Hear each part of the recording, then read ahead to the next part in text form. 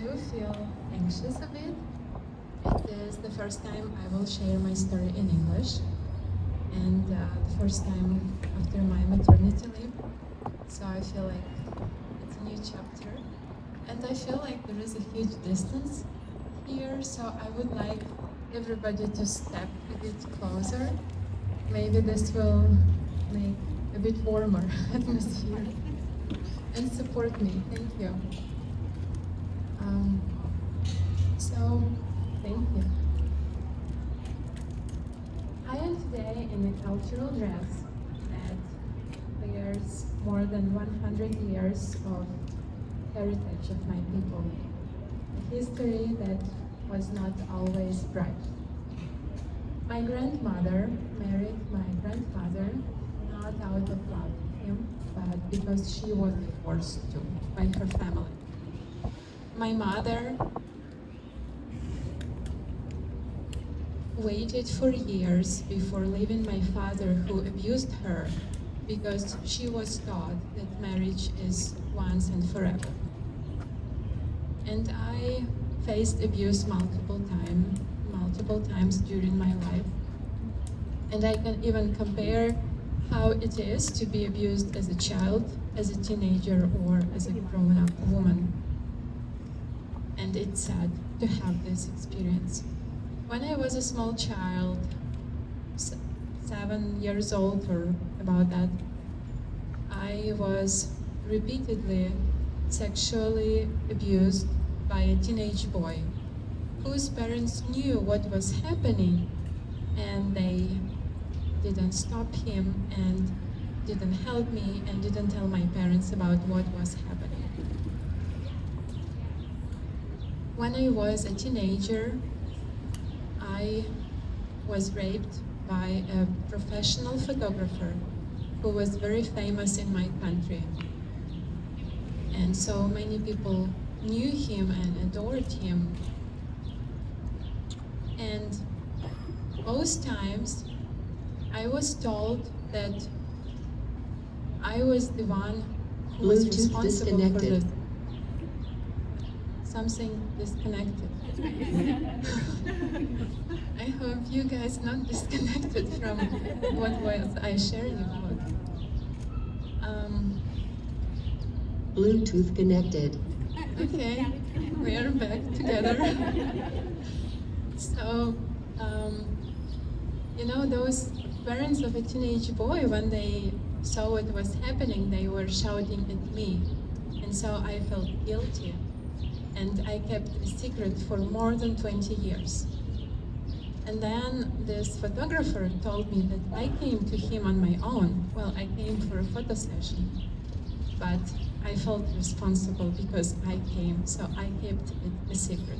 I felt ashamed to share. I remember when I was a student a few years later, the whole group where I studied, all girls from this group, we were afraid to go to the office of one of the professors because he would touch, he would gaze, he would speak inappropriately, and we kept it a secret. When I had my first job, the CEO of the company noticed me.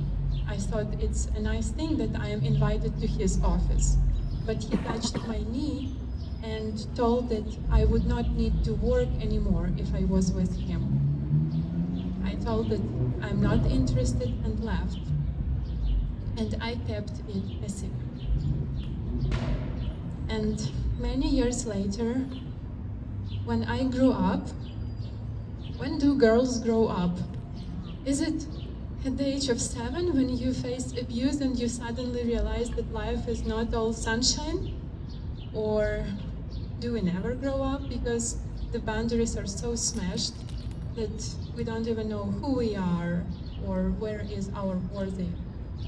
I was around 30 when I started my therapy, and it was for the first time in my life that I learned how to name what happened to me, that it was abuse. It was for the first time that I heard some words of empathy, some compassion. I felt I'm not alone anymore. it was not a secret anymore. And so I started reading all possible books about abuse. I visited all the seminars and events, and it took me years in therapy until I finally felt myself whole. And then I decided to meet with my abusers. So I found a teenage boy who was anymore a teenager. He was a family man with his own kids now. And I came to him and I told him how much harm he made and how many consequences I had throughout many years after that. And I told him that I forgave him. And he was crying. He told he was thinking about meeting with me, but he never had courage.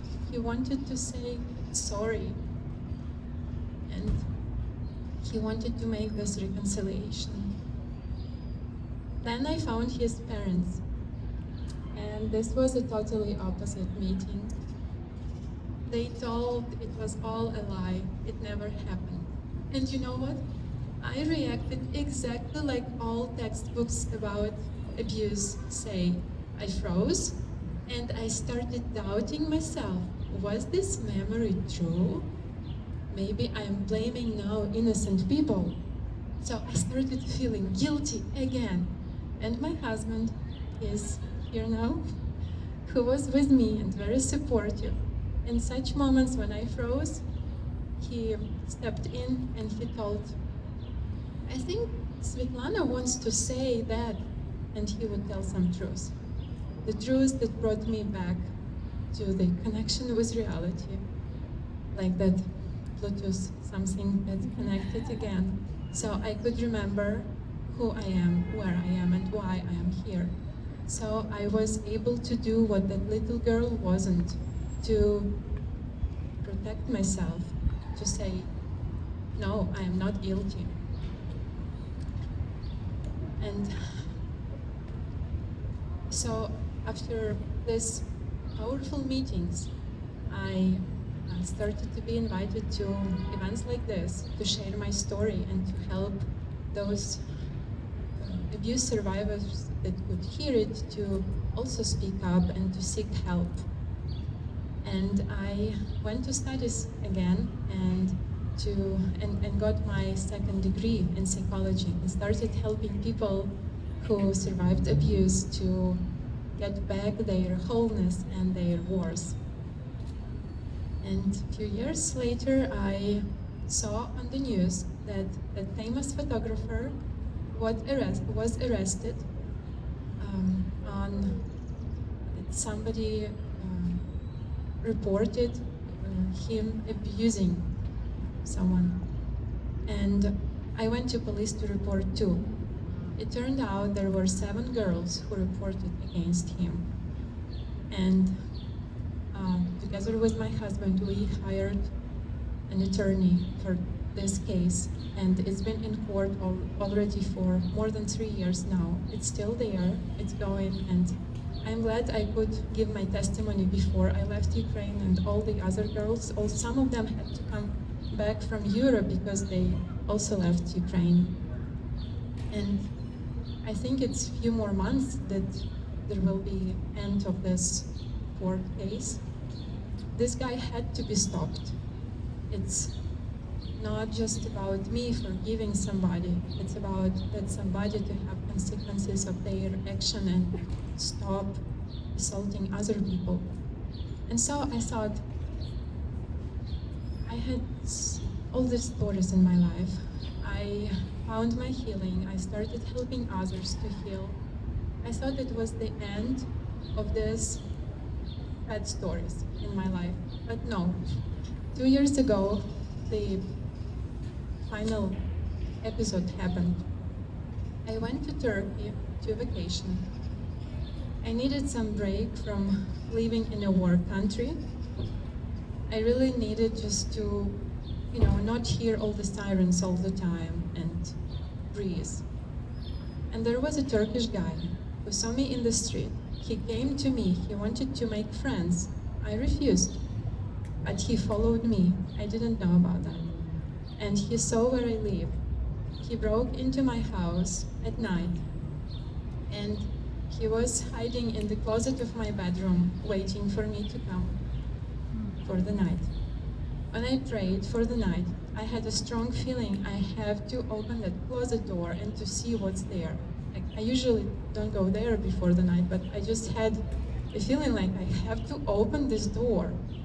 So I opened this door, and here is a man, half naked, without his shirt. It's very obvious what is his intention in the house. I jumped back to the room and started screaming like crazy, as loud as I could. I was hoping somebody would hear me and come and rescue. He jumped also to me and covered my mouth with his hands and tried to calm me down. I was surprised I could actually scream even with him covering my mouth. I could still scream very loud, and I was happy about that. But then he covered my nose too and was pushing tighter and tighter to just stop me screaming. And I realized I have to stop, otherwise I can't breathe anymore. And so I stopped. He released his hands. And you know, in that moment I was like, seriously, is this really happening? I survived all those childhood traumas, and I've been in a war country and nobody touched me there. And here, it's so far from home. Seriously, I knew I have to do something. Nobody heard me screaming, so nobody helped me. I knew I have to seek for spiritual help. So I started praying aloud so that he also knew that I am praying. And I was doing it in my own language, in Ukrainian. And I was commanding him in Jesus' name to go away. I would say it in my language. I would say, іменем Ісуса Христа, я наказую тобі, іди геть. And I was saying it with power, although I was scared, truly scared. And later, he shared that it was like he heard that I was cursing him. Well, in a way it was. So he was, in his language, he also was commanding me something and showing to the bed and trying to push me to bed. But I was saying no every time and continued my prayer. And somehow, he looked much stronger than me, but somehow every time I could find strength to resist. So I would stay where I was and didn't move. He tried to push me to bed a few times, that it didn't work. He tried to push me down while opening his pants. It didn't work. And then at some moment, I felt that there is a spiritual battle here, and that he tries to come again, approach me, but he can't even come closer. But he became more angry, really furious, and he was running in this room here and back. And I thought I have to do something to calm him down. So I prayed for wisdom, and an idea came, and I was like, seriously? But I decided to try to offer him tea. So with as calm face as I could do in this situation, even with some smile, I asked, tea? He didn't react. He didn't speak English. After I asked for a few times, I thought this is a dead end. But then somehow I remembered the Turkish word for tea. It is chai. So with an even more pleasurous smile, I asked, chai? And he said yes. And so I walked him to the kitchen. I was doing everything very slow. But plan was in my mind that if this goes on, that we kind of drink tea, kind of communicate, maybe I will use my phone to text for help. And so, like in some commercial, black tea, herbal tea, what else tea do we have, what do you want? He wanted cappuccino. I didn't have one. I found some stick of hot chocolate. It was like, if I saw this in the movie, I would think this is all not from reality. But this was happening with me, and with this sweaty fingers, I was trying to open this stick of chocolate for him, trying to have a look that I am enjoying this moment and really want a conversation with him. So somehow he believed me that I really wanted to know more of him and that I wanted to know this in English, which he didn't know. So he had to use his phone for a translator. So I showed him I also want to use my phone. He offered his. I told no, mine is better. I will do it faster. Somehow he agreed.